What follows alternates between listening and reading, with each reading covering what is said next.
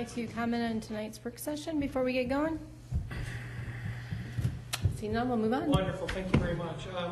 Council, we have 2 items that we would like to go over with you tonight, and then have a couple of comments that the DPW Director, Jeff McCool, is going to make after that regarding the conversations we've been having on upgrading the street system. We were hoping to have a work session on that. We pushed that back for another month because we were still accumulating data, but I asked Jeff to give you just kind of an update as to where him and Sean Middleton, the engineer from the Spicer Group, is also here.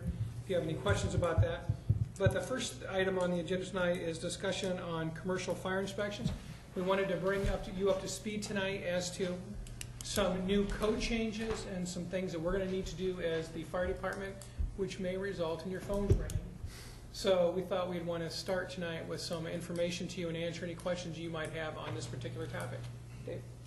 Good evening. I have learned the hard way that sometimes when I take action in my job, your phones ring. And so again, I did want to get you some information before we took any action. And we're dealing with commercial kitchens, so restaurants, bars that provide food service and have to provide a cooking service, and the law on what they need to have in their building has changed.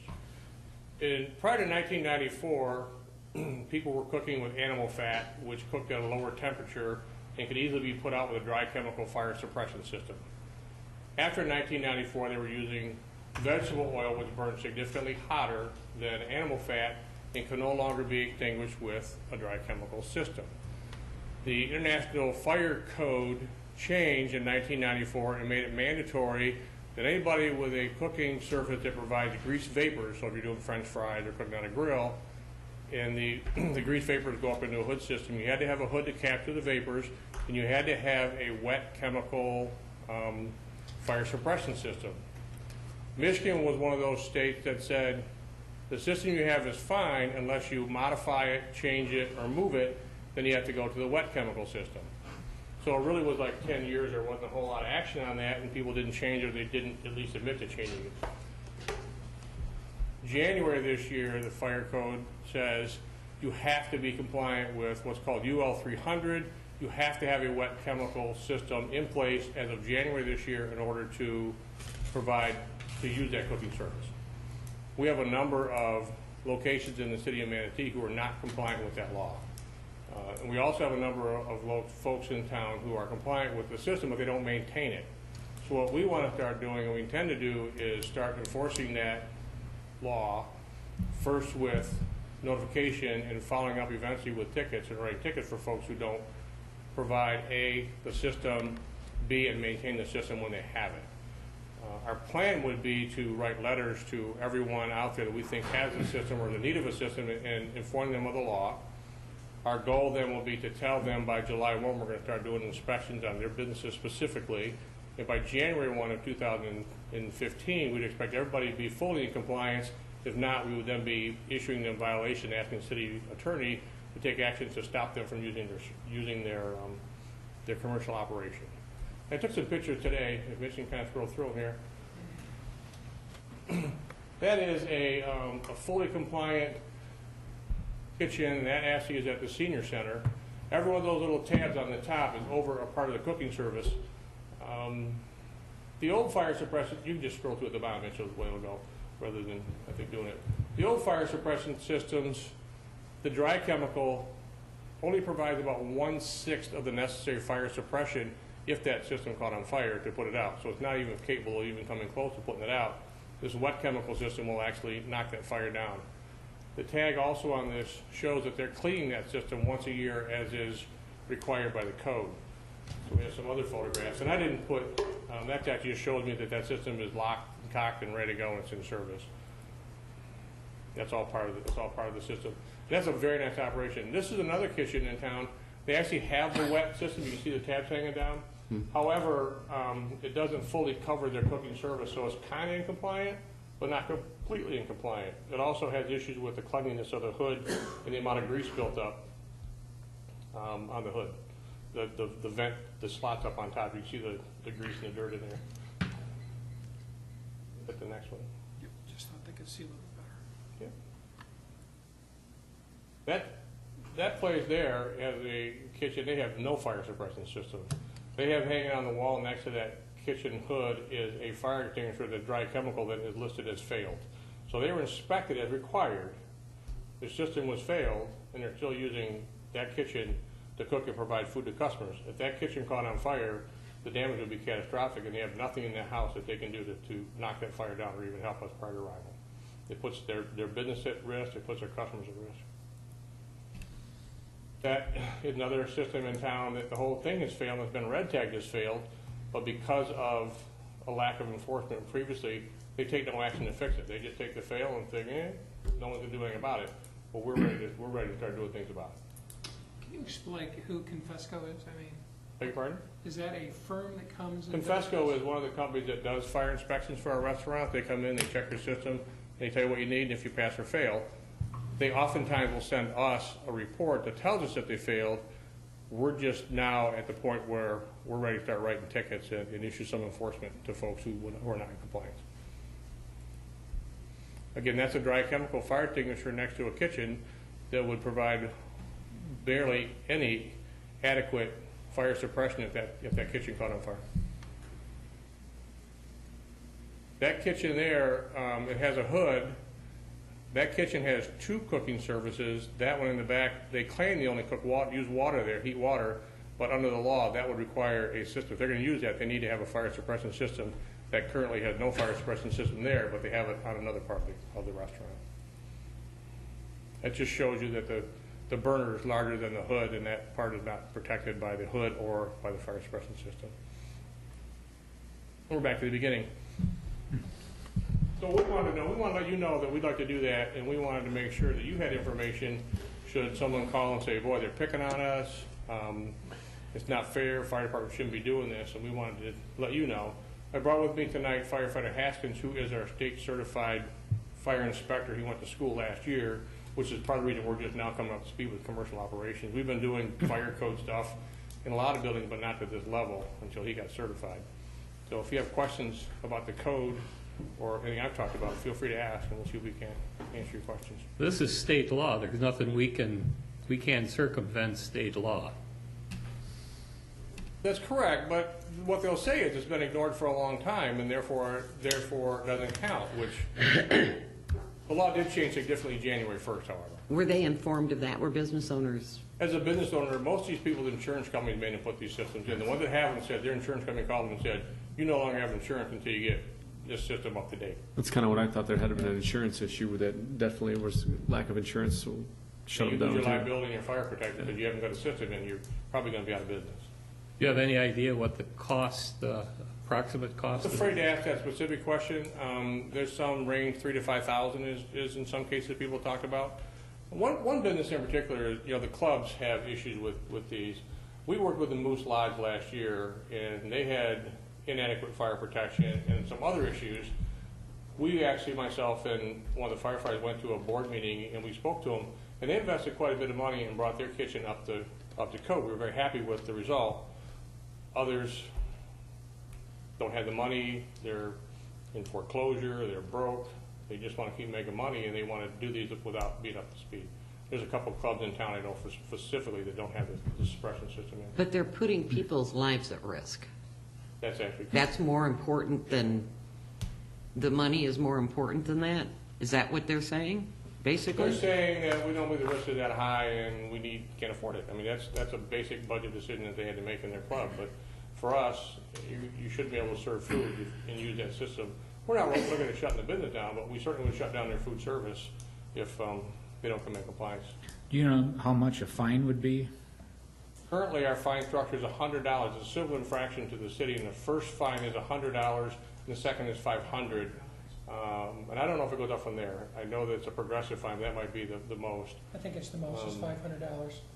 So for this particular case, and I think that would be enough to address it for us. But if it became problematic, we might look at asking the city attorney to charge it with a misdemeanor state code violation rather than a civil infraction in the city if we don't get compliance. Can you shut them down? I can't shut them down, but we could get a court order to do that if they fail to come in compliance. I wouldn't go in there myself and shut the business down as a fire chief, but I would go to the court and ask the court to do that based on information I would provide to them.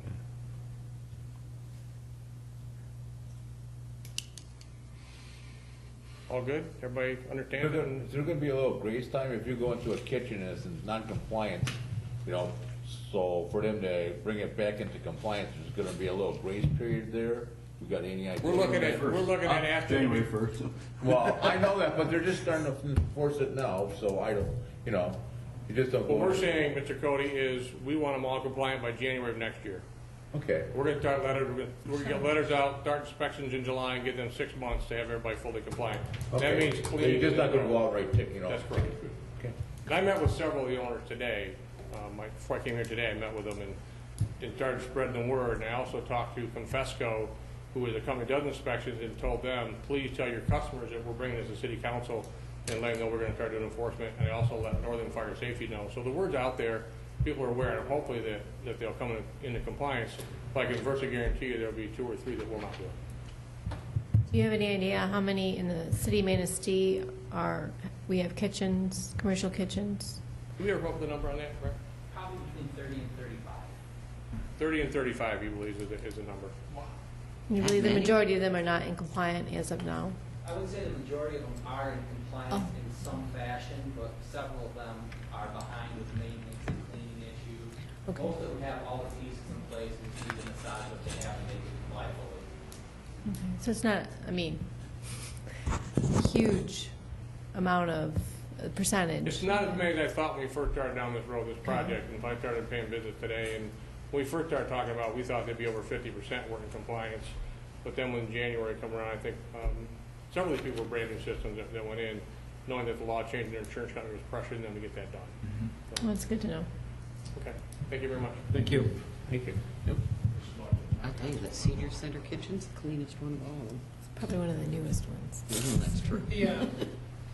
Well, thank you for providing some direction on that, or just understanding that particular issue that we're dealing with.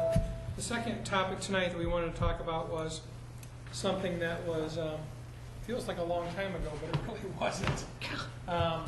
We had an unprecedented winter this year.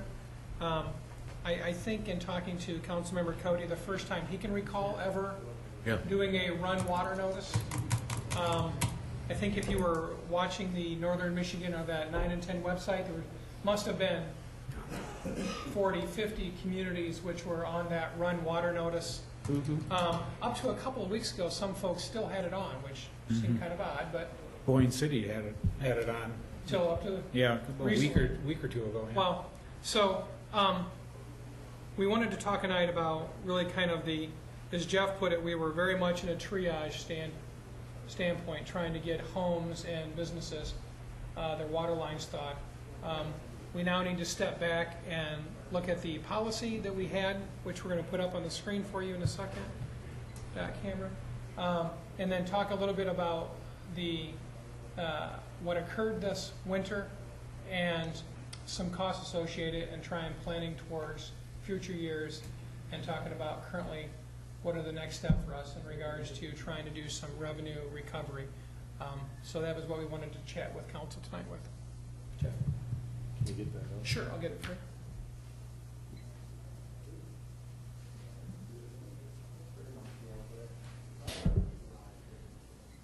Okay. Mine doesn't like it. As we entered this winter, the water department,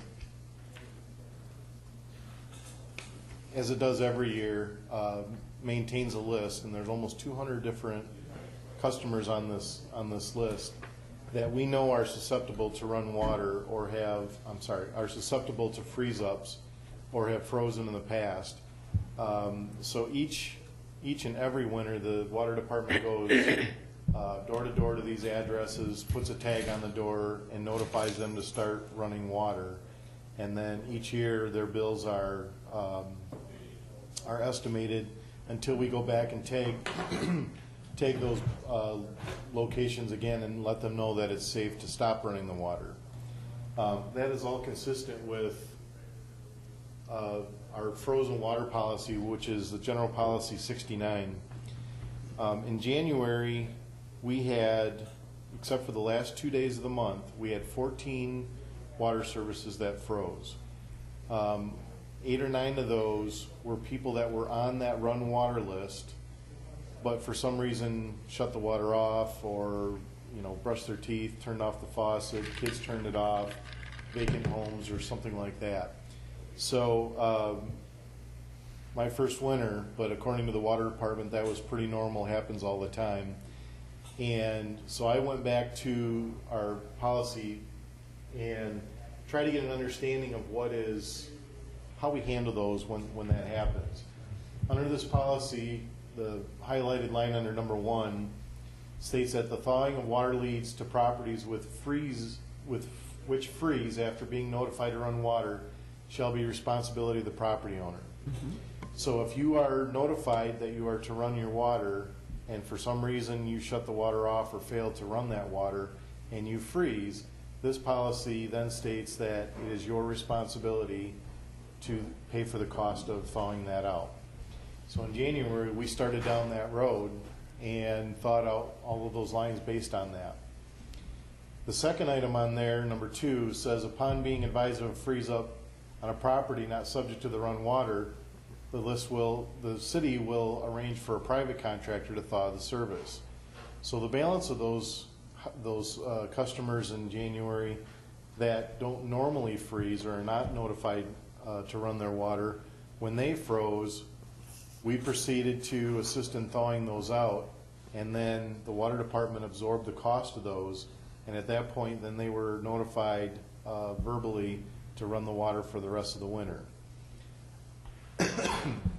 So again, in January it didn't seem very abnormal. However, the last 2 days of January and the first 2 days of February, we had 19 water services freeze. That was a Thursday, Friday, Saturday, Sunday. Prior to that, we had started already some internal discussions about at what point do we feel that the system is in danger, and so when I saw that occurring over that weekend, where we went from 16 in a whole month to 19 in just 4 days, we felt pretty confident that the whole system was freezing, quite frankly. So we took that following Monday and Tuesday, we read all of the water meters, and then Wednesday we issued the run water notice citywide. So in the 2-week period, those first 2 weeks of February, we had 63 water services that froze. So that's a lot of services. As they started coming in that fast, Mitch mentioned, because I've described it, it was a triage for us at that point. They were coming in so fast that we decided not to take the time to try to figure out and document who was on the list and who wasn't.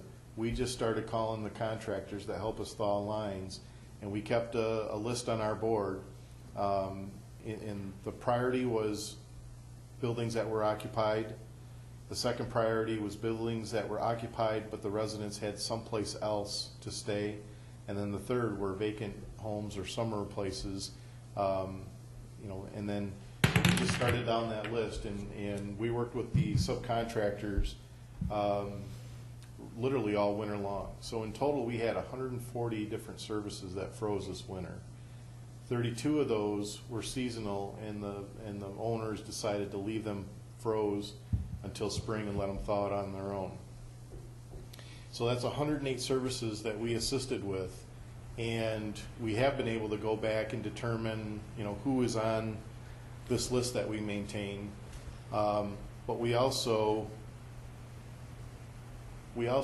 have to decide at what point, when we issued the citywide run water, did that go into effect, and does that count towards notifying all of those residents that they were supposed to run water? And then under this policy, when does that become the city's dime, and when does it become the homeowner's expense?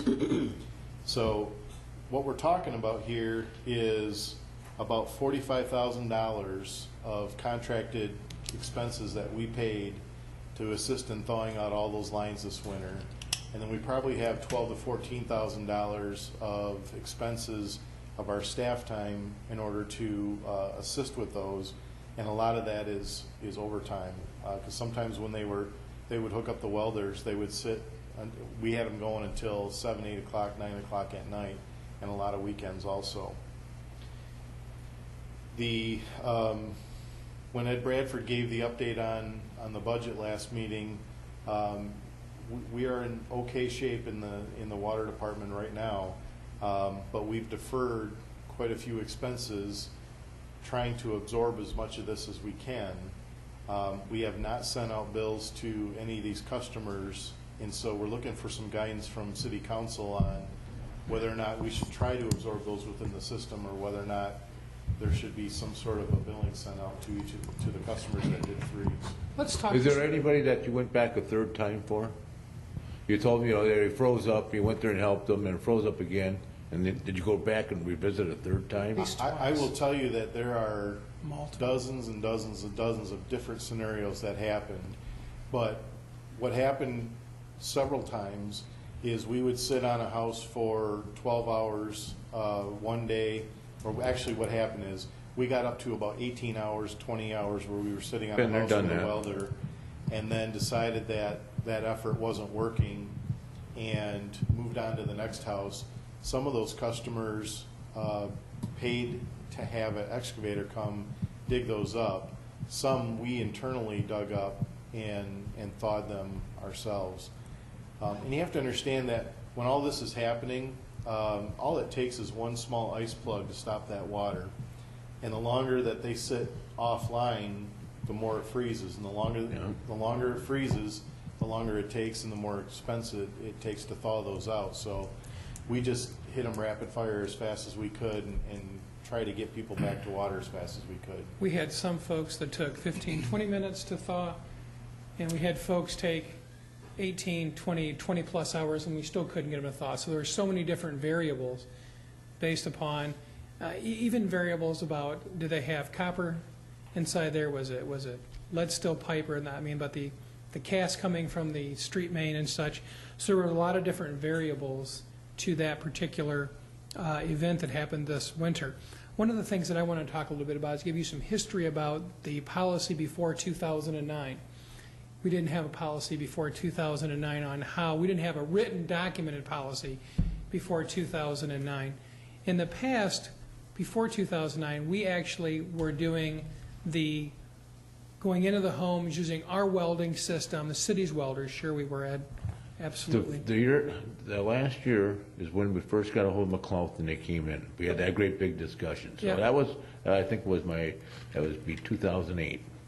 That, before then, we did it all before then. But, right. But we did it for about a year or two. Yeah, So it was done earlier. The policy is 2009. So that may be when the policy, but that's when we started doing that. Right. Prior to that, we would actually be in the homes hooking up the welders. Now, Yes. This winter, you may have seen multiple occasions, I believe, several northern Michigan communities.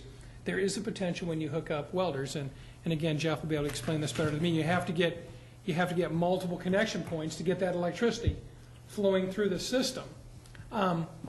It does happen where homes actually have been caught fire through this type of process. I believe Grayling, there was a fire in Grayling, or other communities. Cadillac lost homes in years past. So there's a pretty high risk to that. So when we developed this policy in 2009, the intent was to, number one, to isolate the city from that liability and get the contractor to assume that liability and write us off as a third-party beneficiary, as well as to really require those property owners that have been on the run water list, that for whatever the reason, they turned off the water, it got turned off by a family member, whatever the scenario was, that if we were going to pay for the cost to thaw your line out, if we had to come back for the second time after we informed you, then that would be on your cost. And that was really the intent of that policy that we drafted. So it was a true prong approach prior to 2009. So it was June 2009, so probably the winter of 2008 that you were thinking of, we were still doing the other system. And that's what really got us to change that approach of how we move forward. No one anticipated the calamity of this winter and having frozen systems throughout the system. The question really comes back to us is, at what point in time do we ask the residents of Manistee that we had to go back multiple times, as well as after a run water notice was given, do we go back and ask for those individuals to cover the cost of thawing their service lines? That's really the question in front of council tonight. This is not a council policy that's in front of you. This is a general policy. It's a general policy that was developed by staff and how we move so forward. So don't want to give you the impression. I believe it was presented to council in 2009. That's traditionally how I would have done it, but that was a long time ago. So we thought tonight would be an opportunity, and we didn't want to do this also. We didn't want to have these conversations in January and February when we were doing the work, and work had to get done. We knew we had to get these folks out. We had folks that had no water for extended periods of time, and we knew we had to get their homes free and running water back in there again. So that was the primary focus. The question is now, what's the next step? Well, as someone who is on that run water notice and who has always run her water, you know how I feel about it. I do. Those who ignored it, for whatever the reason, should have to bear the cost of thawing their lines. How do you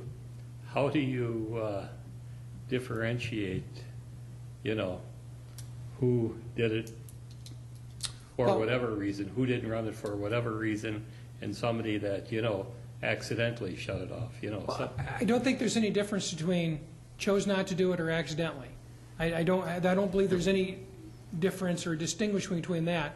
The argument that we're going to get is we're going to hear people say, I was running my water the required length and it still froze. Excuse me. Question. Thank you. Now, rural water says that's not possible. If you're running it a mechanical pencil, if you're running it another mechanical pencil, if you're running it at a pencil width, a normal pencil width, we were informed that it's not going to freeze. We had many folks tell us, I was running the water, it still froze. That probably could be true if they had it down to the drips or smaller than. Well, I will tell you that a couple of them that we're aware of that swore that they were running the full pencil width. Full pencil width. And they froze.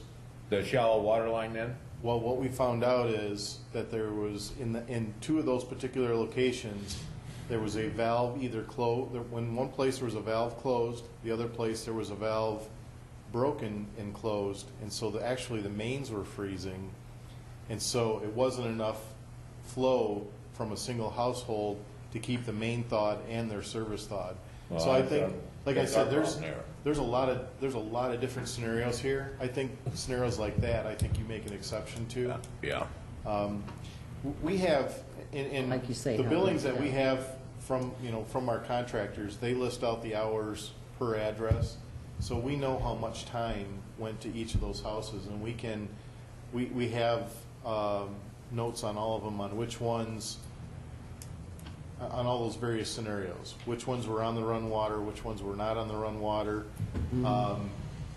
I think the biggest determination, and again, this is the guiding policy that I have, is when we did the citywide run water, did that count as a notification to everybody citywide? And then is there an appropriate grace period that should be applied to that? Should they have somehow seen that notification within a day, a week? In my opinion, that's the crux of what I would say. You mentioned that on February 2nd, over that weekend, you saw the 19 go, and then we on the Wednesday the 5th, is that correct? That we posted, or the Tuesday the 4th.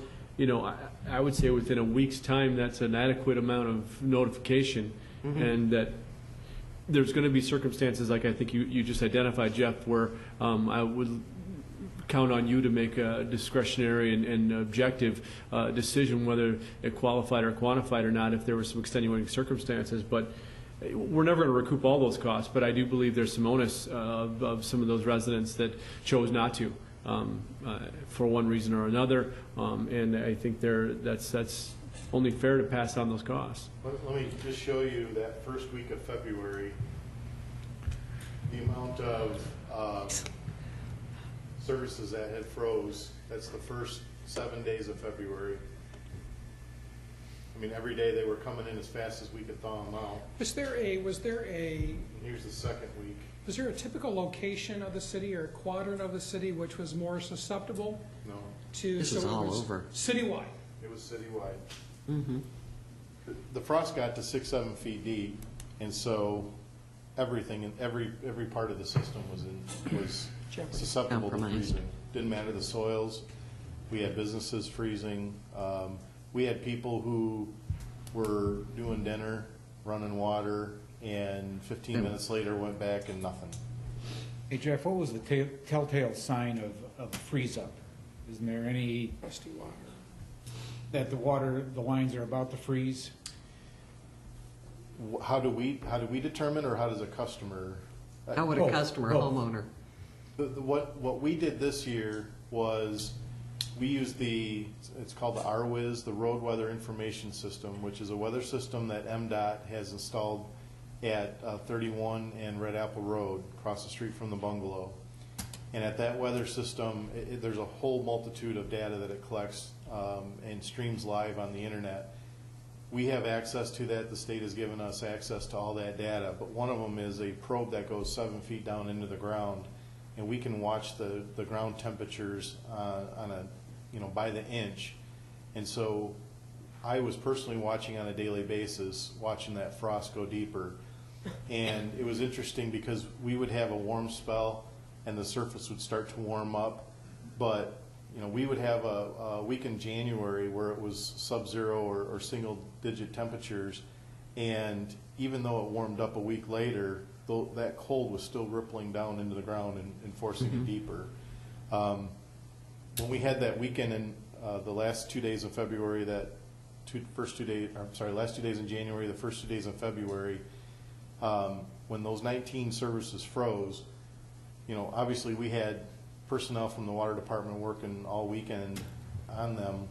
And so we were starting to identify that people that weren't on the list, people that were occupying homes, were freezing up and shouldn't have, and never have in past years. And so all the indications to us were that if we didn't run that water when we did, we wouldn't have been at 140 total. We would have been at 500, 600, 1,000.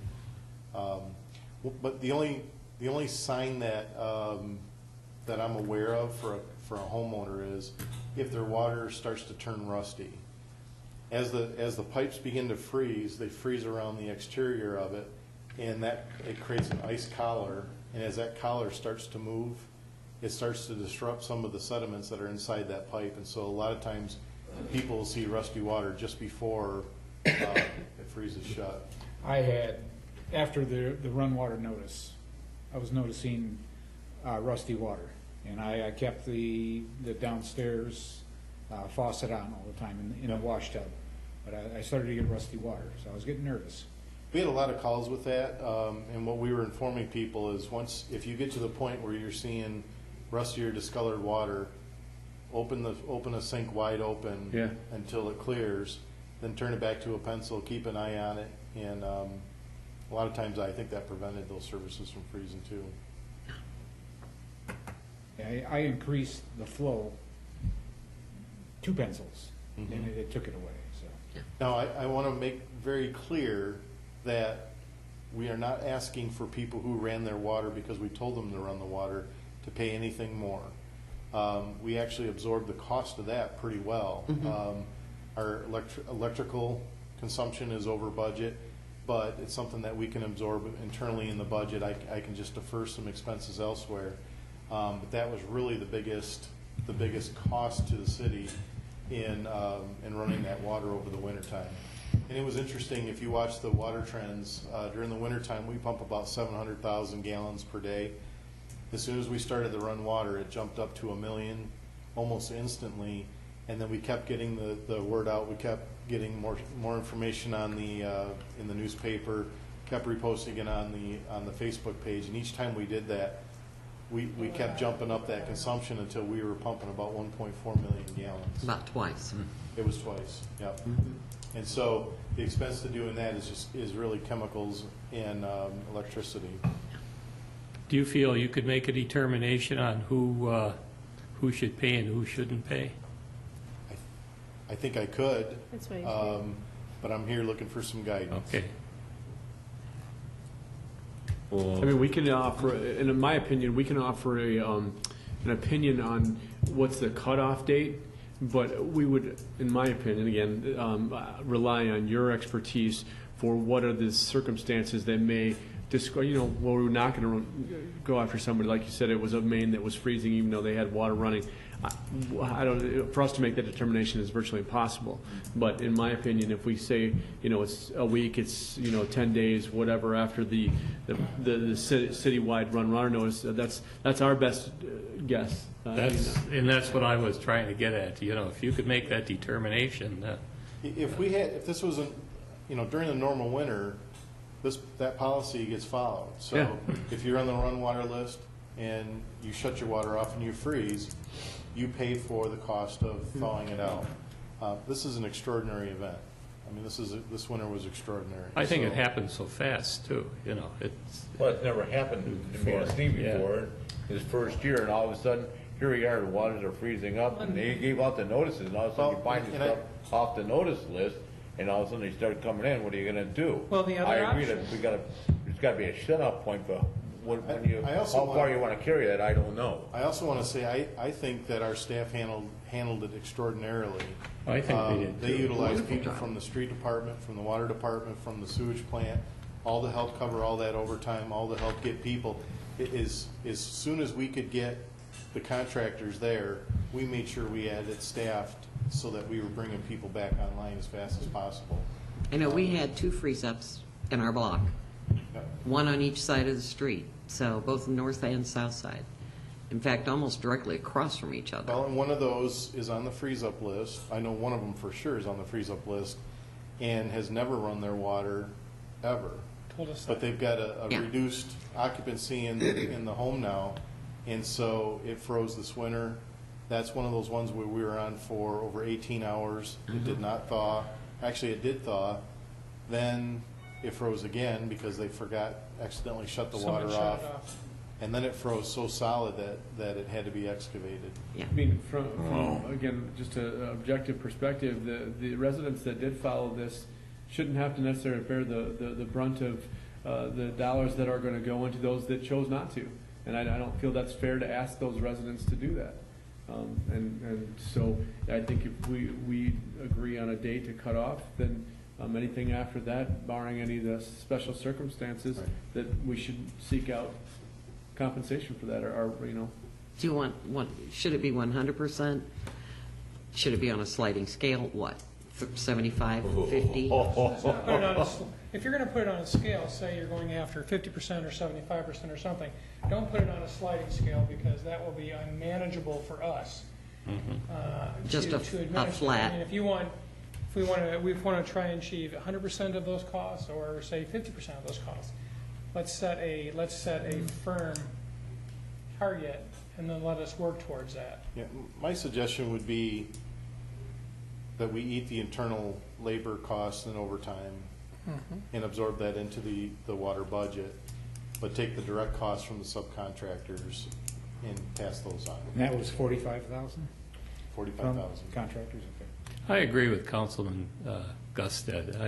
Why should some people absorb the cost for other people that chose not to run their water, or for some reason shut the water off and forgot to turn it back on again? And make no bones about it, We're going to get, there's people that are gonna say, I had no idea that I Oh, was sure. supposed to run that water. yeah. But it was on our city website, it was paper, television. It was on the city website, it was on Facebook, it was at all of the counters where you pay your bills, if you came in to pay your bill. It was in the newspaper, it was on the radio, and it was on television, There were mass emails. and there was that, it was. And And people were we talking announced about it it on the at the street. meeting on the 4th. And yeah, I don't know how many We times talked about it Mayor on We did. several Kenny, times. Mayor Kenny, I Mayor think, Kenny has said talked about it several times at council Sure. meetings, all through So, January, February. I would so- say as of Monday, February 10th, because it was announced beginning of February 3rd, 4th, people who either got the weekend paper, talked to neighbors, I mean, I think that's adequate time from a Monday, Tuesday through the following Monday, that anybody who is not after that date. Always get folks, we always get folks who say, you didn't inform me. I don't read the newspaper, I don't watch the television, I don't listen to that radio station, and I don't go to your website. But that's not my fault, because I didn't know the information. At some point in time, there has to be a minimum level of Accountability, diligence, yeah. accountability. Yeah. Yes. And I think we tried on this particular scenario, knowing that the numbers were going so quickly, we tried multiple avenues to inform residents.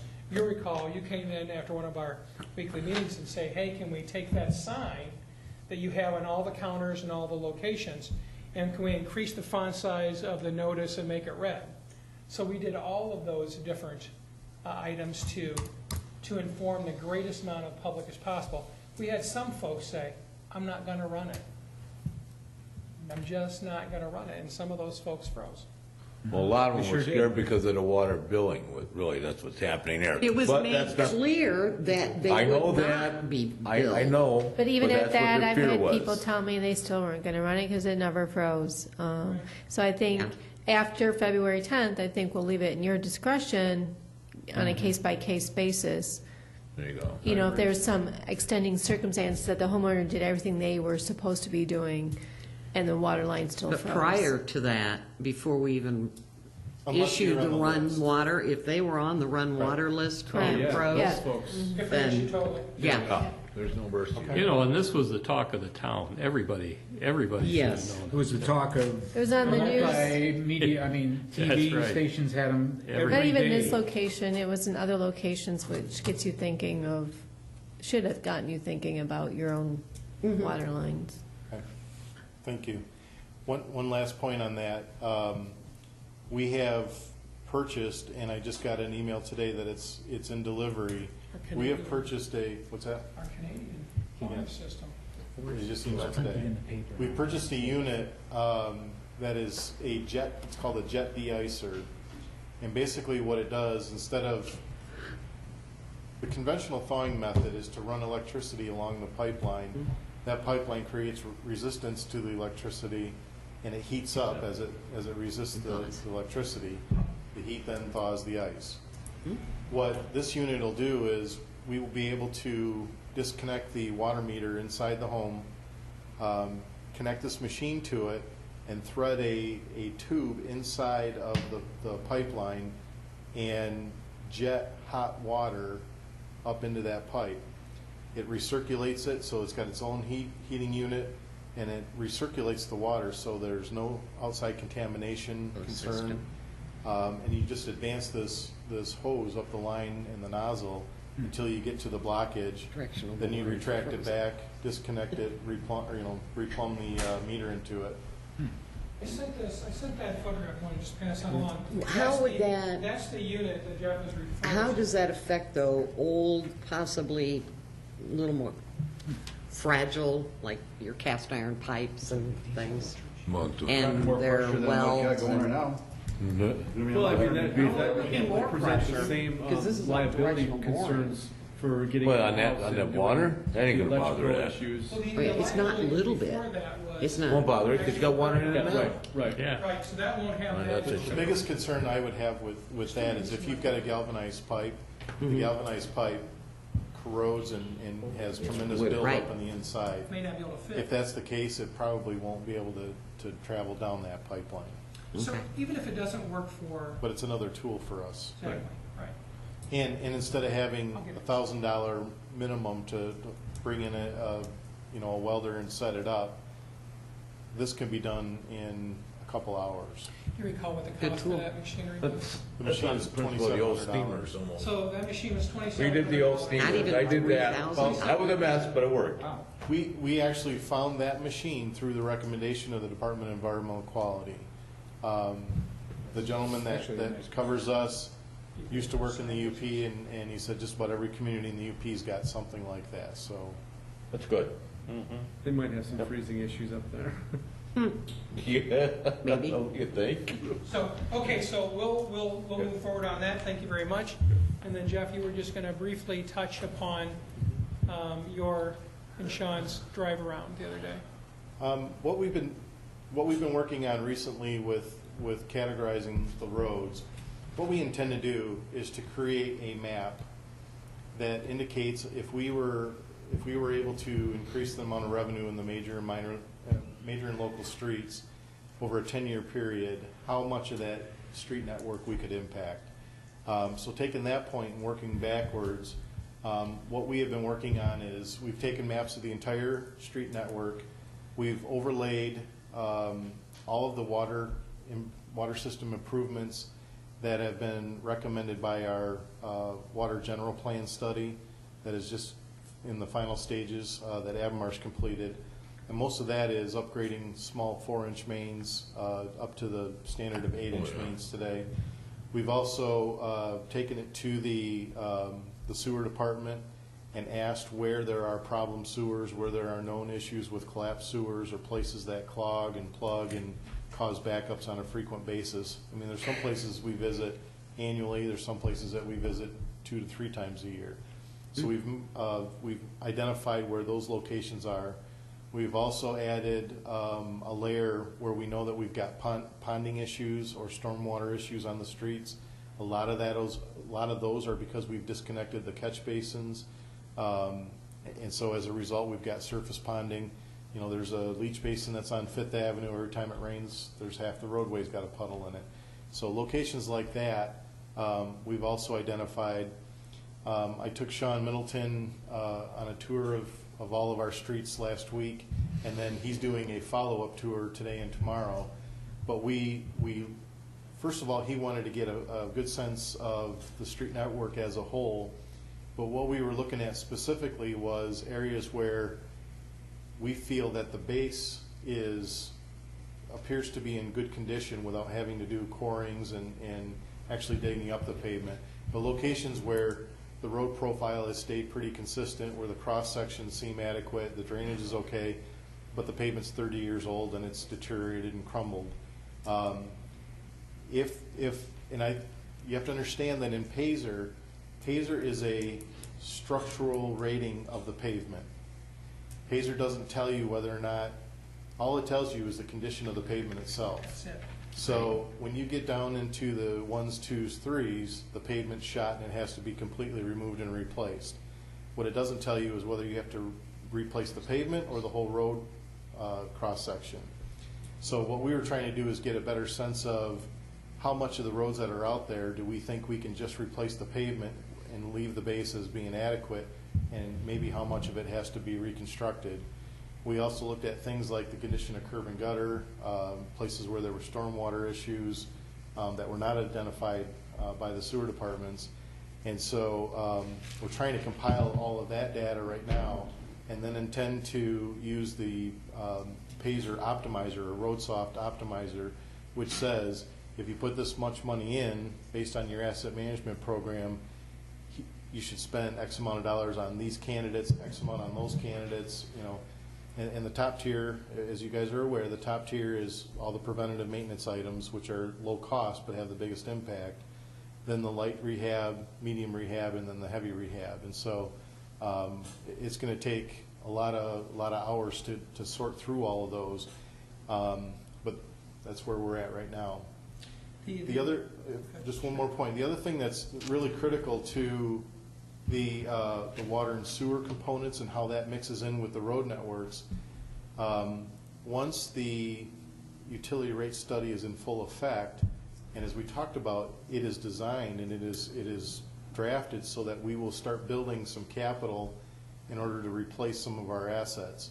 So 5-6 years out, we will be able to start targeting to replace water mains that are undersized or are problematic.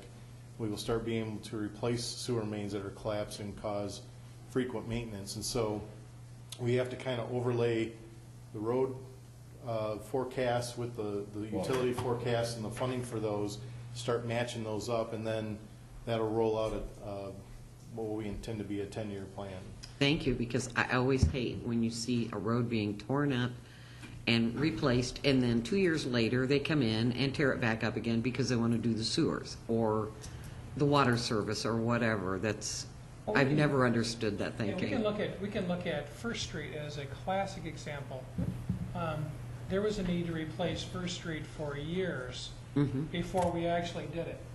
But we also knew that we had the last phase of the sewer separation project, Right. which was going to occur, and it made absolutely no sense to put any improvements on First Street until we were ready to do that sewer separation project.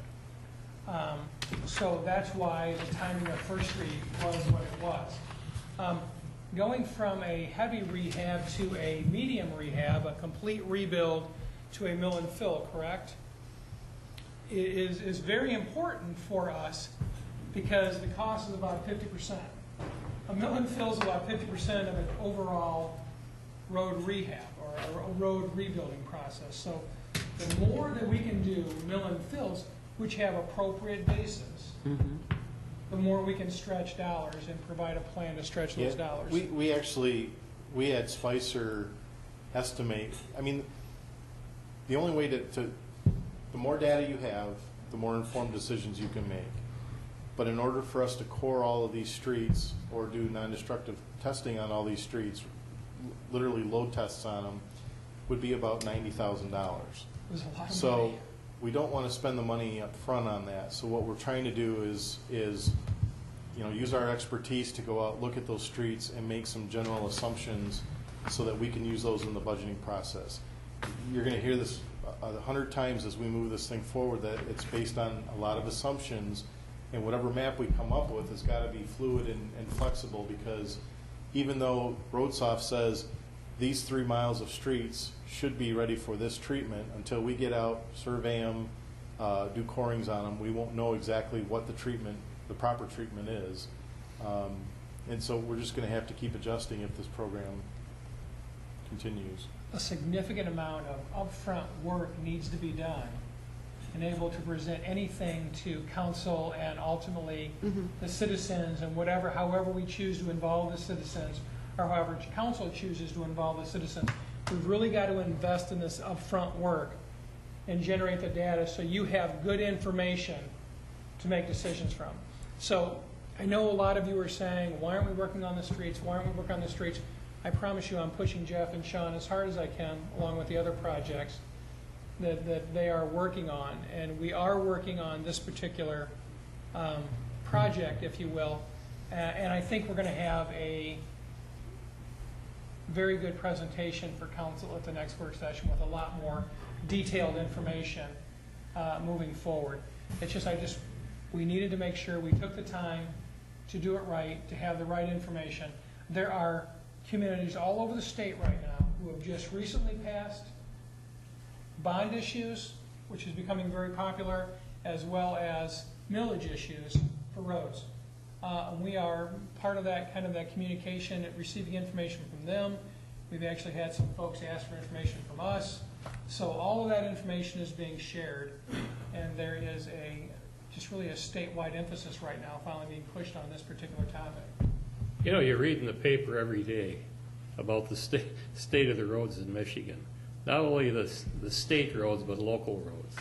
And we're not unique in bad roads. This is happening all over the state with our funding cuts, and so I think we can just forge ahead and do what we have to do and make sure it's done right. Well, we are trying to provide you with that data so you can have the best information to make a decision from. It's not just Michigan either, it's the No, entire sure. Midwest. Well, It goes back to the policies of the Federal Highway Administration. They only funded reconstruction projects and did not fund any type of maintenance or rehab projects. but asset management is Wait only, until it's asset completely management, street depleted asset and then management is replace it. only Yeah. 5-6 years old. It's only been 5 or 6 years since we've changed our mentality entirely in the state of Michigan and in the city of Manistee on how we view our road networks. Those policies, you're absolutely correct, and those policies follow the money. And the money comes from the feds to the states, Right. states to the locals. And so we have followed suit as a city the way the rest of the country has. Chase This them. asset management concept changes that 100%. 100%. But now we've got to catch up for all those, the past policies. So more to follow, generating the data, but we're going to just give you a quick heads up tonight as to what Jeff and Sean have been working on, Great. To let you know that they are working on it diligently, along with all the other, trying to get everything else opened up for the summer season at the same time, too. So, thank you very much. You're welcome. Mayor, I would like to open up this discussion about the Lions Club. I think we all received, Down there, and I commend them for it, but where do you come up with the money? but is there a way that we can fund half of it? Maybe through the, taking out the signage that we have in the budget. Is 7,000 going to do it, or 6,000? They're working on getting more funds, but I think it would be. Could their contractor go ahead if we would just, that's all they. I think for the work that they do for the city and the county, I think it's well deserved. I don't think anybody disagrees with that. I think those cabanas are there as a result of the efforts and they've been sustained and updated, and the lines have been just a valuable asset to this community. It's just the timing of the budget process versus when they need it, and it's been a struggle. I mean, we spent, weeks and weeks and weeks on that and trying to finalize that budget, and it'd have been nice to know that back in February or March when we were working on that. It would have been a little helpful. I don't know. Again, Sure, we could probably come up with 15,000, but we're going to have to cut something. Well, he's not asking for 15, he's only looking for half of it, like 5 or 7, and he's asking about the signage right now, so we're waiting for an answer on that. How much for signage? I think we have $7,500. yeah, 7,500 for the I'm just signage. looking, I'm just trying to get to the capital improvement fund. I mean, if you're going to look at funding that, or portion, or all of that, I think the capital improvement fund is the place of The that. appropriate place. Now, if you're gonna take things from the parks, capital improvement fund, the parks, I think you should probably have a conversation with the Parks and Beautification Commission. Before you, they were involved in the creation of that, and working towards that, and I would think that it would probably be, they would appreciate that, and for that conversation, but that's also takes time to get there too, and I recognize that also. Is it the Parks Capital Project summary in the 2014-15? It looked like we had 25,000 for the First Street beach and 15,000 for a wave for What page signage. are you on? 25,000 for First Street. Fifth Avenue. Fifth Avenue. Pages. First, it says First Street beach improvements. Should be Fifth Avenue. And Parks Capital Project summary, whether that was approved or not, page 9. I'm in the capital improvement fund right now. I was looking at the capital improvement plan. So Right. whether that, Let's look at the capital improvement fund. I lost it all. You lost it all?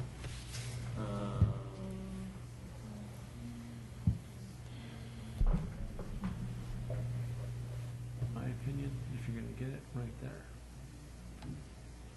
Fifth Avenue? Which one was that?